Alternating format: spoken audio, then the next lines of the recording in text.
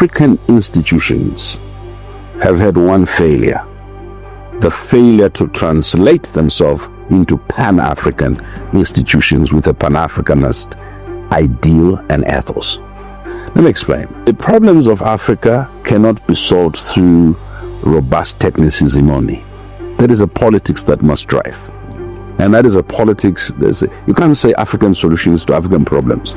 And then when there are African problems, you go to Qatar, you go to France, you go to find the solution. We import food in excess of $70 billion. So if you ask, okay, what does Africa need? We need about $68 billion annually, if you are talking about the capital to come in. But man, we're importing food, including from Singapore. Why is this continent with such importing food? We imported wheat, or we're importing wheat from Ukraine, apart from Zimbabwe, which was wheat self-sufficient, which is an interesting statistic, is it? How many African countries can produce wheat? Our people consume wheat. We don't produce it. The things we produce, our people don't eat. So our food exports, in comparison to our food imports, there is a deficit.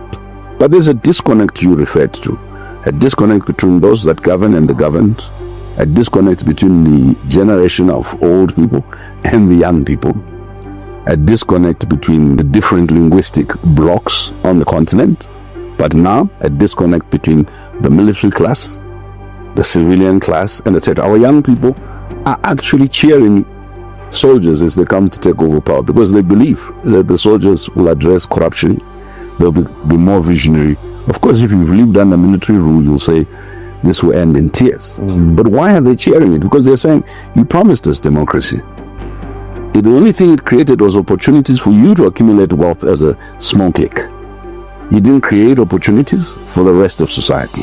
So the disconnect between the political model, the economic model, and the social aspiration is always going to produce two things: a revolt